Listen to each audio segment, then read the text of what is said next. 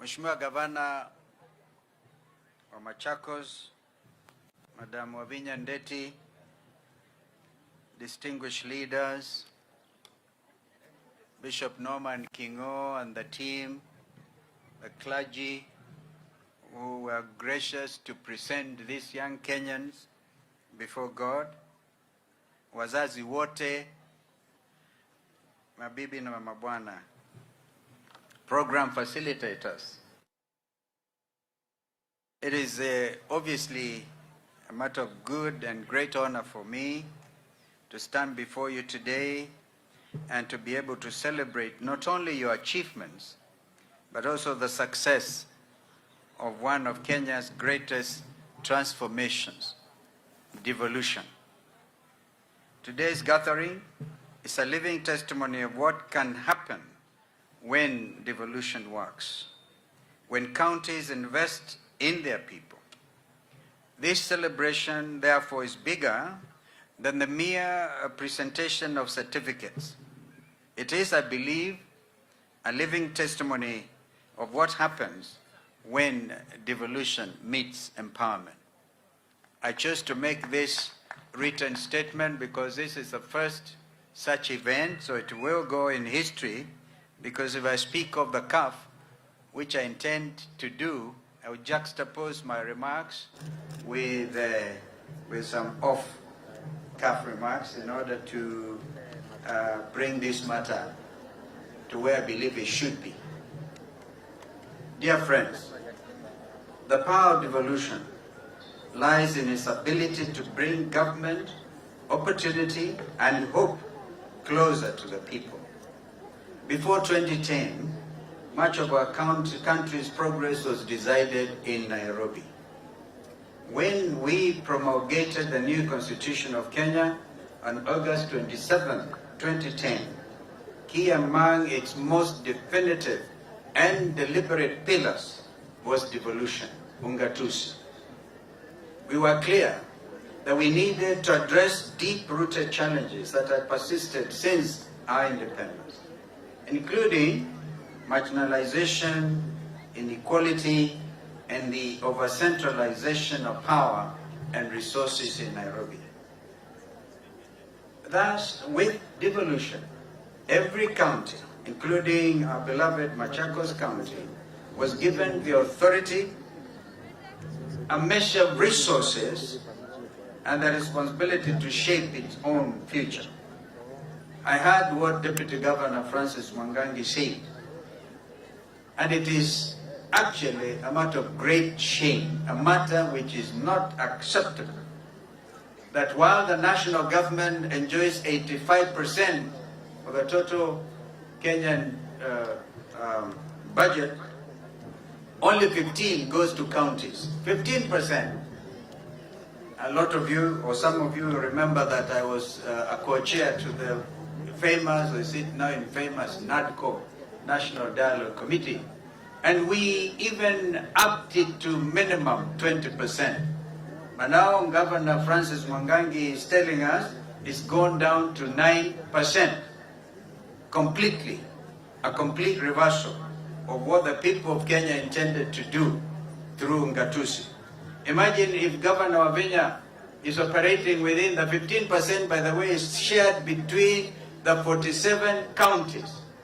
And the little that she gets, she's able to empower the youth that she's trying to do today. Imagine if we went up to national government, wapate 60%, na counties wapate 40%.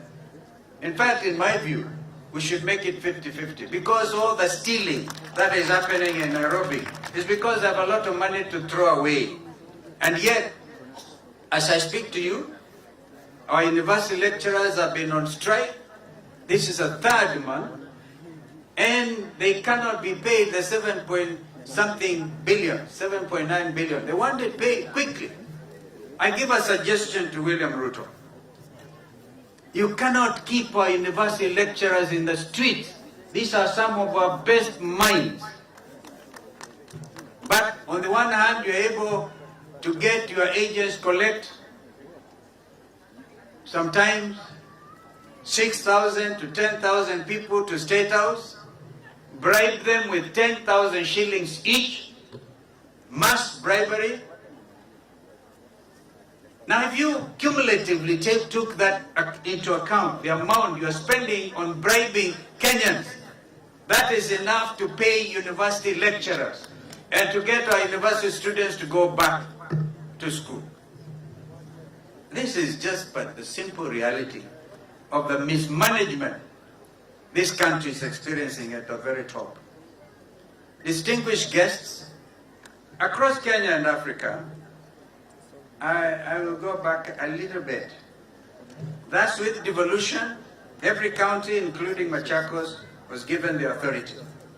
Devolution, fellow Kenyans, is not just about building roads and markets, as Governor Vinya said, but it's also about building people.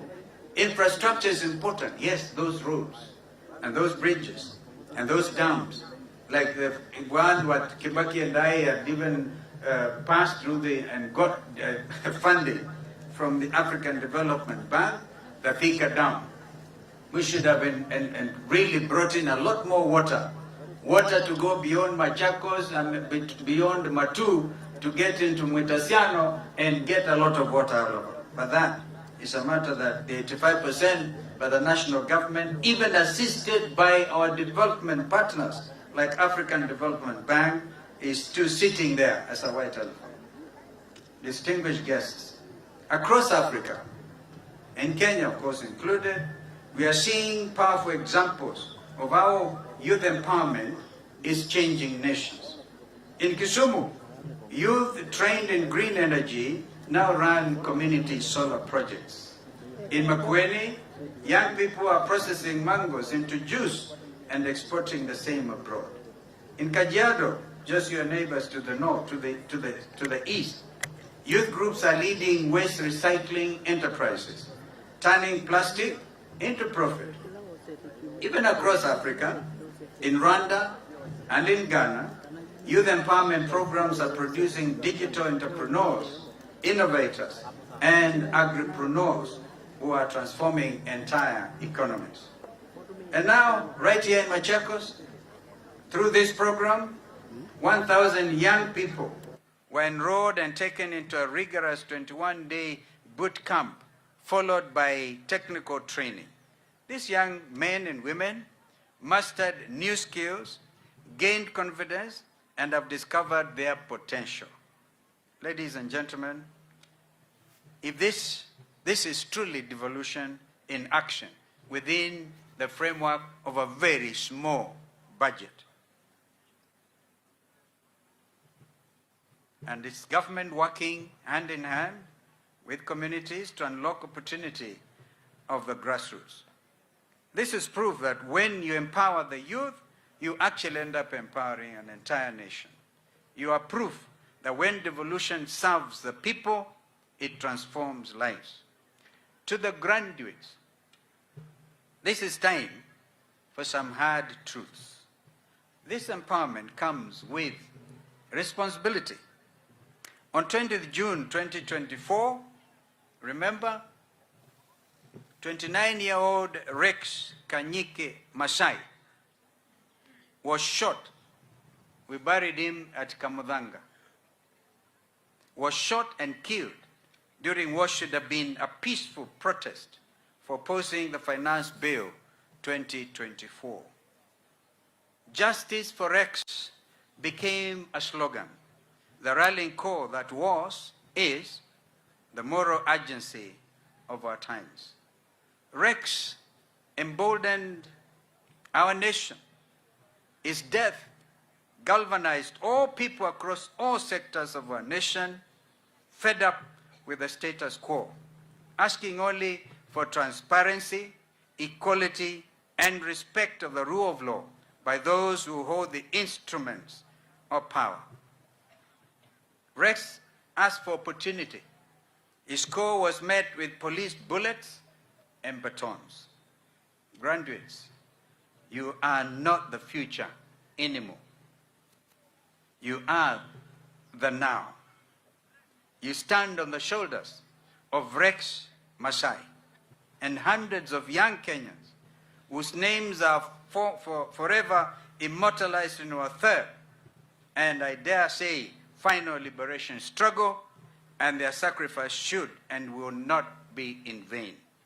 You now carry the torch of progress. My dear friends, ungatuzi of devolution has given you a platform.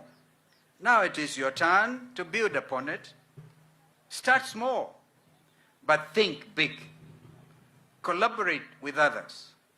Use your talents not only to lift yourself, but to lift others. Remember, true empowerment is not about what we receive, but what we give back. Remember too, that you are living proof that devolution works and that local action can lead to national transformation. I urge you therefore to take your training as a launch pad. That's what we are, lifting you out of this. To build, to innovate, and to serve.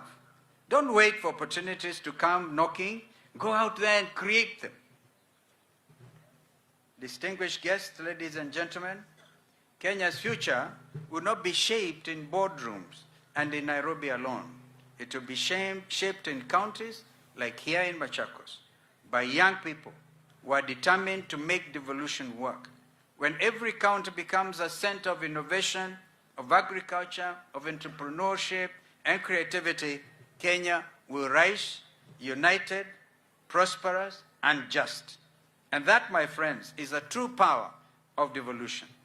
The power to give every Kenyan a fair chance to dream, to work, and to succeed where they are, whichever county they live in. And to you, our graduates, let me ask you, vijana wetu, a simple question. Are you ready to lead?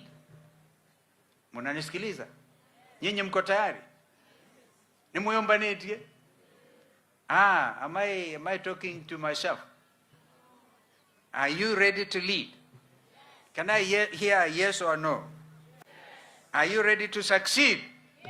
Because this is just a beginning. What Governor Avinya is giving you is a beginning. Are you ready, therefore, to succeed and make success your ambition? Are you ready? Are you ready to show Kenya the power of an empowered youth? Bado hapo hamujajibu vizuri. Ni kama nyinyi bado mnataka fair. Then go and do it with pride, with purpose, and with passion. Walk proudly into your future, guided, of course, by what the men and women of God here, the spiritual fathers, have taught you. You are not only the products of devolution today, you have become the face of that transformation and the hope of this nation. Devolution, ladies and gentlemen, is not just a policy, but a living promise. It has given us a chance to bring progress home, and youth empowerment is the heartbeat of that progress. I therefore thank the Machakos County Government, Governor Avinya and your team for this program, and salute you for your commitment.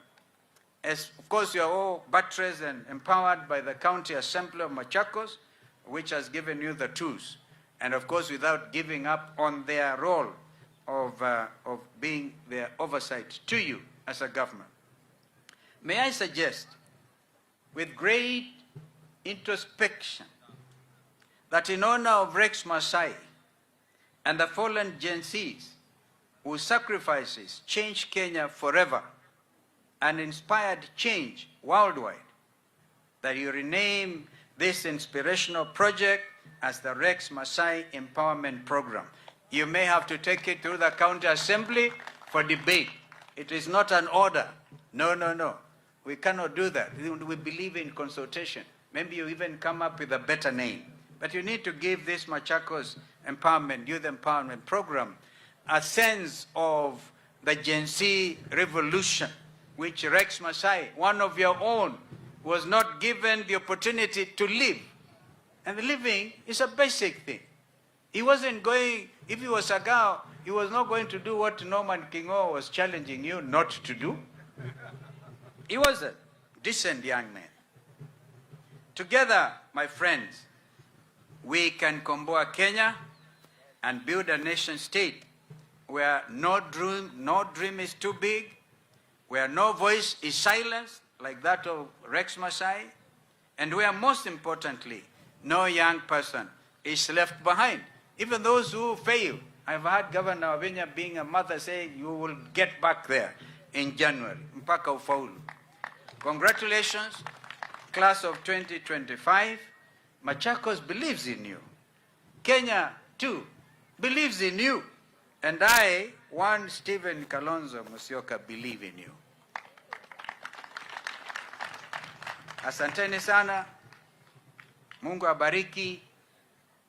Na hongera vijana wa Machakos na Mbaitu.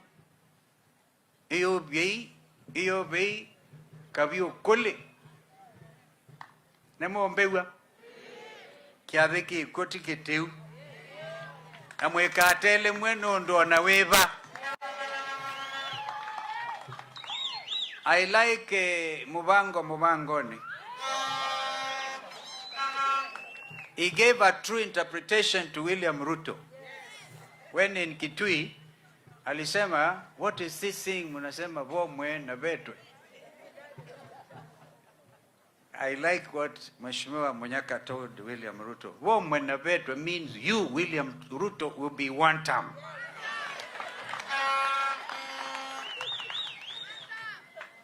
And where you wonder, maana ya Ngiangendu, it simply tells you this community, ya Wakamba, do not believe in corruption. We are not corrupt. Therefore, Governor Wavinya, you have done well. Accept oversight, accept criticism. Let us not go out there praise singing. Hey, you know, I was very shy here. Mukianza kusema Kalonzo the 6th. Hatuwezi kuwa the 6th if these young people do not take out their voters' cards.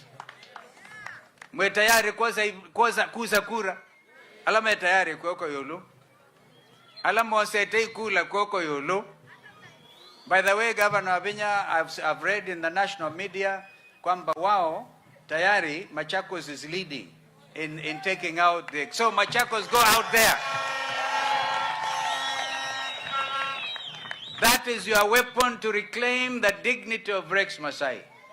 If you don't want Masai to have died in vain, chukweni ukura, make this administration which has failed, and I have no hesitation to tell you it has failed, make it absolutely one term.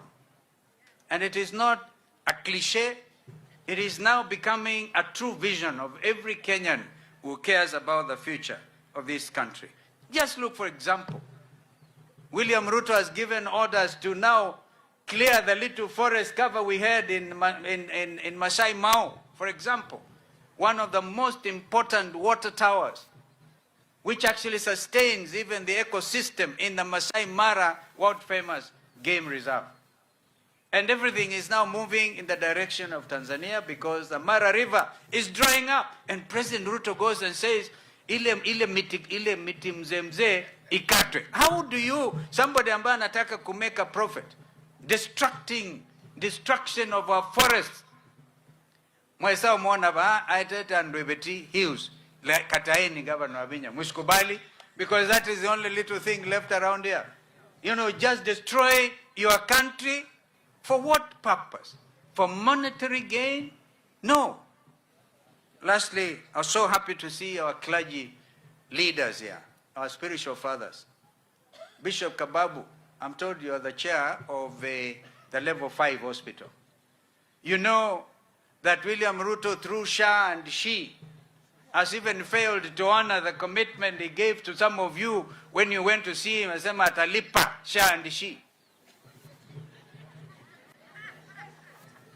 Bishop Norman Kingo and the Catholic fraternity, you're doing us proud. The Catholic Church has remained strong and the leader in education, in hospital and healthcare giving. When we laid Bishop Kyoko to rest, at the cathedral here because I was there. Then we named Bishop Kyoko Hospital after him. We were hoping it would be made to succeed. But it looks like Ruto promises everything and he wants, when you leave State House, anaenda opposite. So we have to fight for our rights. Akamba, twike. Tala ndumet ila nyamusi toang da. Tula tuzamutu itoang da la mezenda kwa yulu. Da yose wanachao. Ithi Akamba twenda. It is time to show. There is this time, and this is God's given time to make the change. And therefore, let us start with a clear message. I know we are next to Mumbuni North, Mheshimiwa Munyaka, niko kuli andumaitu kwa andaya Mumbuni North. Tafadhali, kibela kiwa ipa Patriotic Front ikaima ukiosa, iyo na agachagwa na anatembea na Matiangi na umealange mazi yu Kalonzo we mweke vila kia ward na we ndo tuika president wa Kenya imonde dhezi ambaitu tuika alike hivo alama ya tayari makazi tuilika hivo isi ito mina baune kendo tumbekewe kendo ndhe na no baka tumbwe kendo chu kwa ndai yasio ndhe na usindwe sawa bata na dhina I don't even want to come to the ground. Nondo nye nikwenda nuke kuambia kwazia hii na hii tafadhali tusaidiane because it's the only by-election on the 27th in this region. And of course we lost one of our own and we are very sorry about Mheshimiwa Kabu alikile county assembly na chama cha Wiper, and although he died not in Wiper but a dear friend of mine. So tuwakumbuke hawa wote. And now I've come to the conclusion of my remarks. I promise to juxtapose them with some of these realities of our time. So tushikamaneni kabisa na leadership, because finally, Governor Wavinya, you have said you are Wiper patriotic governor. I know because of allowing the party leader to come and start this commencement of these wonderful young people, the national government will even go after you. And there are two levels of government, the national government and the county government. Because governors who are elected on party tickets have to remain faithful to their political parties. And that is what Governor Wavinya is simply saying.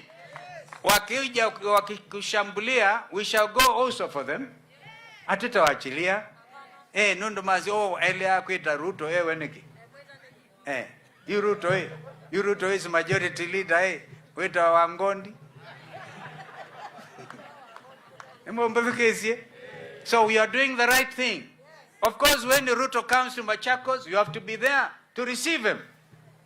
But when you receive him, you must know you are the county government, the county government. Sio kama ile mulienda hapa kwa inauguration of Bishop wa AIC, Ruto anasema ndiye ataongea peke yake. He doesn't recognize there is a county governor here. Yani madharau mengine tutakataa kata. Inyo mwe tayari? Inyo mwe tayari?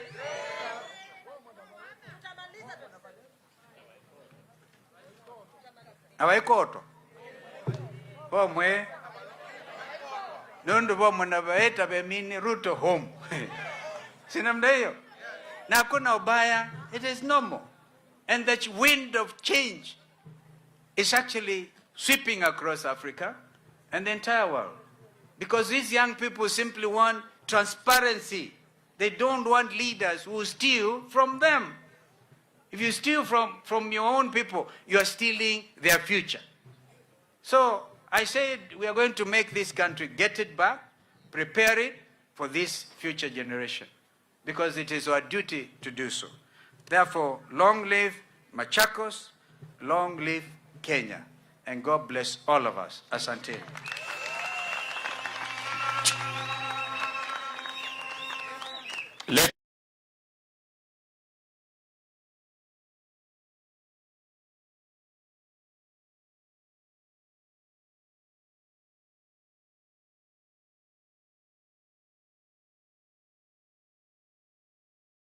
invite Dr. Consolata Mutisia to take us through graduation ceremony in the shortest time possible, please. Thank you, Ken.